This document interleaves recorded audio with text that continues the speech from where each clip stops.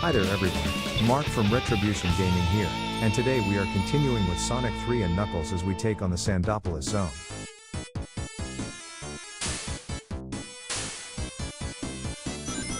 Okay, now, lots of people moan about this zone.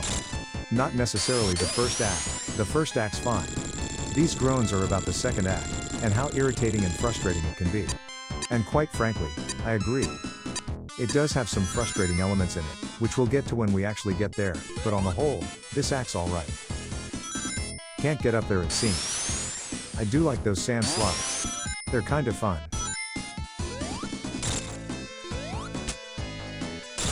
And this is one of the first of many odd abseiling sections in this zone. I don't know why there's so many. Were the echidnas that built this place into extreme sports? Now, what's over there? There was a wall there, which means there could potentially be a giant ring. So let's wait for that platform to come back.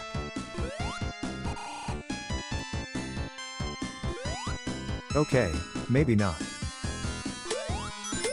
Lots of rings though. I'll take those. Back to the way we were going then. Can we just take a moment to admire the background? Those pyramids, that heat haze effect. It's really quite nice. Now, we want to avoid those caterpillars. We'll want to try to avoid these scorps as well. Okay, that was close. Their tails are quite lethal. Something up in that wall? No.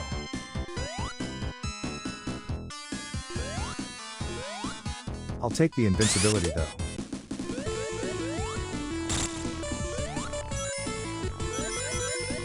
Okay, up over there. And we can go higher up?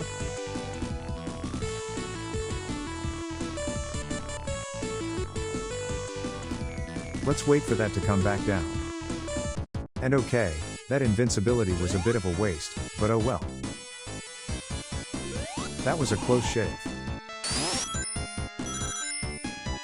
I also like the loops in this zone. The way you go around them twice is pretty cool. Right. Okay.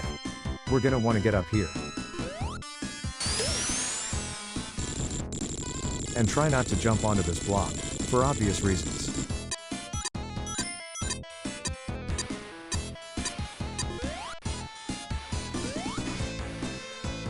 For some strange reason, I'm not sensing any familiarity here.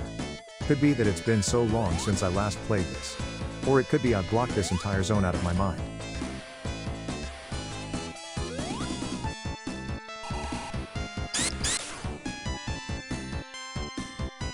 Now, we gotta jump up these blocks, and try not to slide back down again. And try not to jump into the spikes either. And some more abseiling. Let's just rappel down this wall. As if Sonic wasn't extreme enough. And an extra life. Nice. And I just lost all my rings. Damn stealth caterpillar. Anyway, we can actually go down here. There's some more rings at least. And we can go down again. We'll want to kill that scorp. Now then.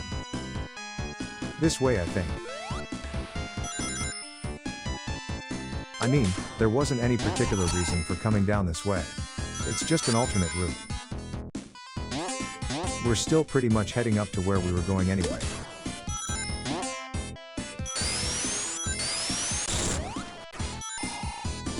Okay, so down this way then.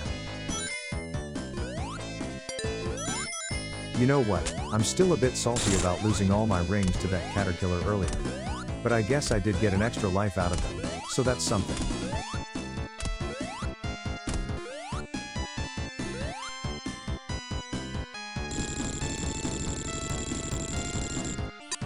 Crap, I missed the block.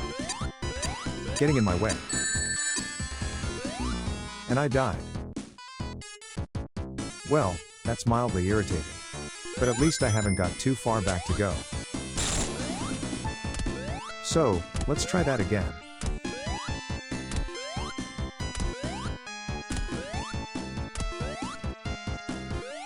And let's not fall off this block this time.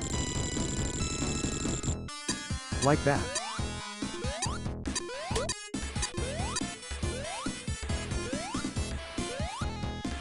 Wow, somehow made it to solid ground. But not away from dangerous spikes it seems.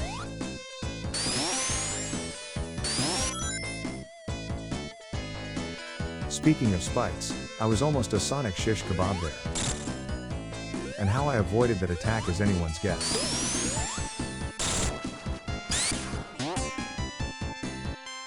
Okay, traveling along I don't know what you'd call that actually.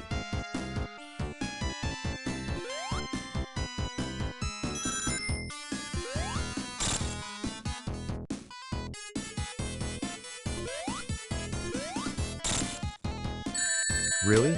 It hit me there? Son of a... Well, I have one ring. And there's some here. Ow. Well, at least that didn't crush me.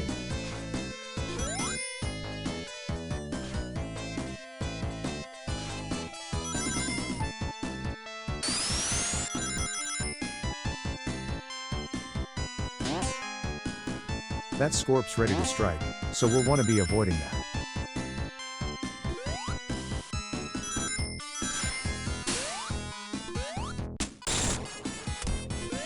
Rappel down this wall. And if I recall, there's just a giant ring, hanging out in the open somewhere. I just can't remember where it is. There's a lot of this repelling. We've gone very high in this level just to come all the way back down again. Oh right. This is why.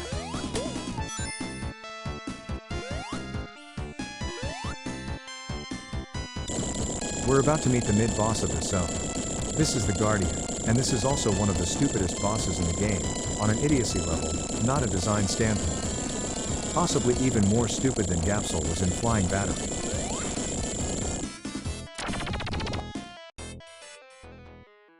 And let me tell you why. You don't even need to be anywhere near him to defeat him. You just have to make sure he jumps over toward you. You can attack this thing by hitting it in the head, but it just falls apart and reforms, and you can do that a million times with no effect. There's only one way to defeat this thing, and that's to make it jump over you, and into the sand pit.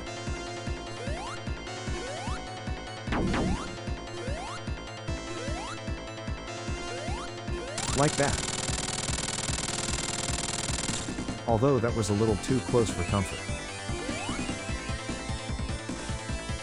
It's funny how that sign doesn't sing.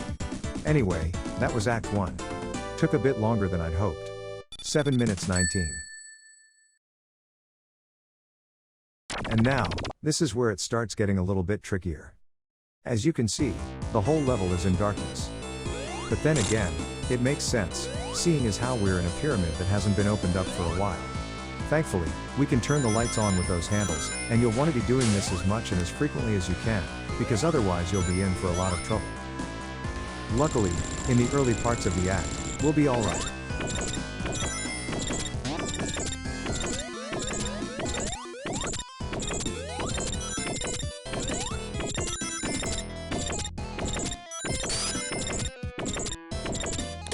However, now that we've released those Hyodora, you'll notice there's little ghosts floating around.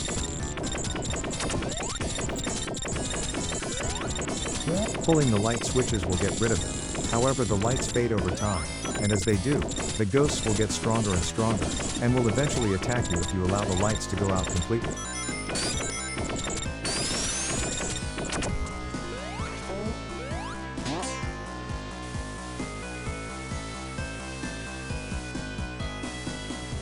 And that's where I wanted to jump the last time. Else you'll be doing that for ages. Those sand slides form an infinite loop. So yeah, we really don't want those Hyodoro attacking us. Combine that with the other enemies, and other hazards in the level, it can get quite stressful. Especially when you're on a floating platform like this.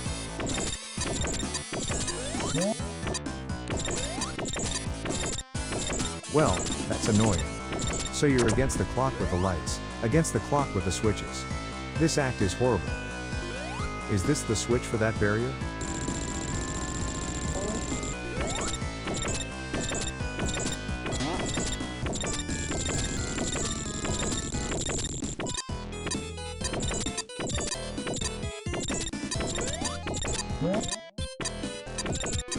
I guess so. Just maybe. And we find this act's first abseiling section.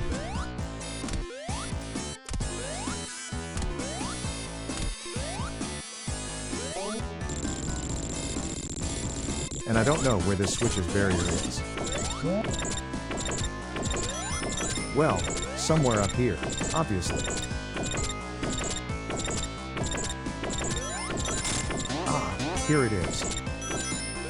Oh come on, that tail still hit me? Whoa, that was lucky. Thankfully, I'm getting quite a few lucky breaks in this level. Famous last words, I know. Right. Checkpoint. Good. Because now, you see the lights have become dimmer. The Hyudoro have gotten bigger. They're still not going to attack just yet. They get a little bigger and grow horns, and that's when they attack. But I won't give them a chance. Well, not just yet anyway.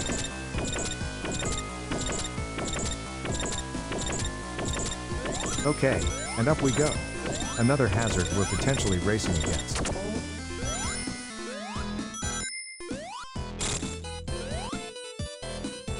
Want to make sure we don't get crushed by that sand.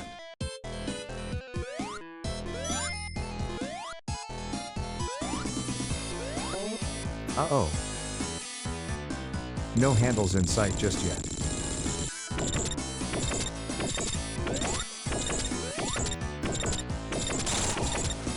Loads more sand though. And what's the bet that switch controls another barrier too? Oh, a light switch. Okay. No. No. Damn it. It is possible to get those, they're not a trap. Okay, I can't remember how far back I was now, so I'm going to do some supersonic fast forwarding, and we know what that means.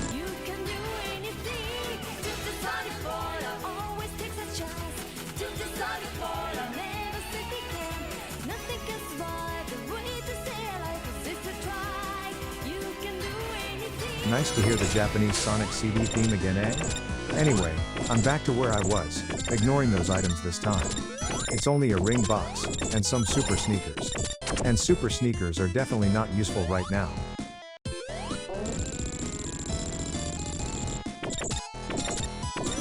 Ooh, this is getting a bit tight.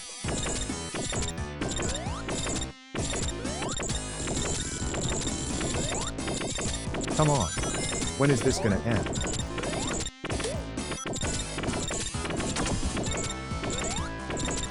Oh, it stopped here. Well, okay then. Let's grab that handle. Or, you know, jump into some spikes instead.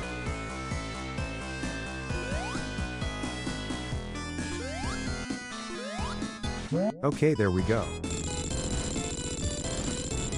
Whoa, that's a quick one. I'm glad that handle was there though. I don't know how much longer we had till the Hyudoro got dangerous. As I say, we want to keep that at bay, and so far I've been doing a fairly good job at that. Thankfully.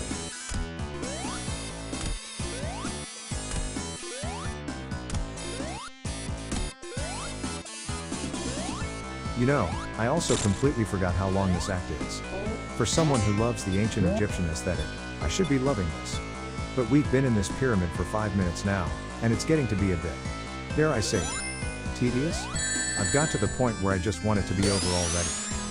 This act is a neat idea, but it's just dragged out too long.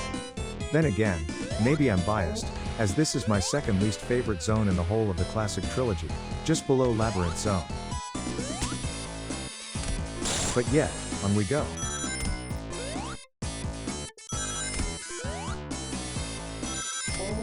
Oh, that's not good, when I can't do anything about it.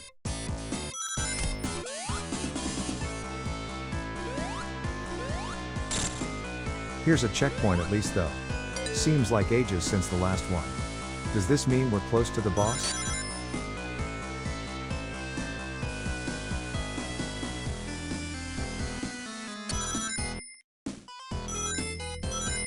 guess not. Right, this is what they look like when they're about to attack you.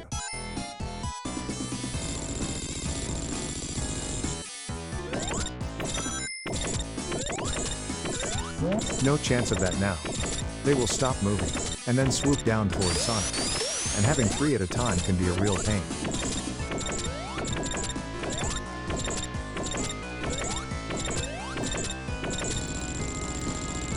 So as I couldn't get past that wall, I guess we're going up here.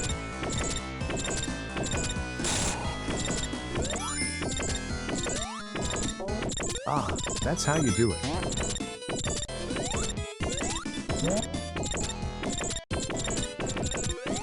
Damn it, just out of time. But we have another checkpoint at least. Okay, nothing in the wall.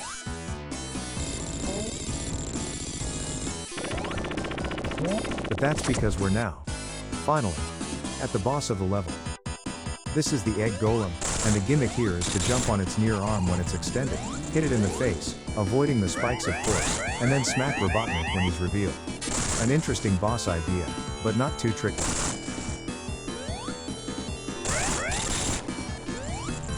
You can potentially hit Robotnik twice each pass, as I almost did there, but sometimes it works and sometimes it doesn't.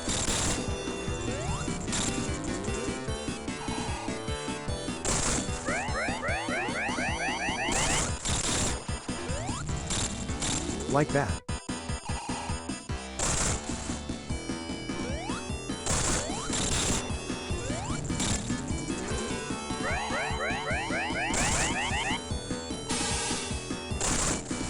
Not really much else to say about this boss battle.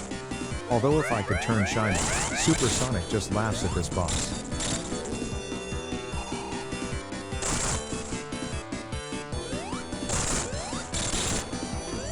And as always, after 8 hits Robotnik is defeated, and flies off to his next weird and wacky invention. And that is Sandopolis zone complete. And I never ever want to even look at this place again.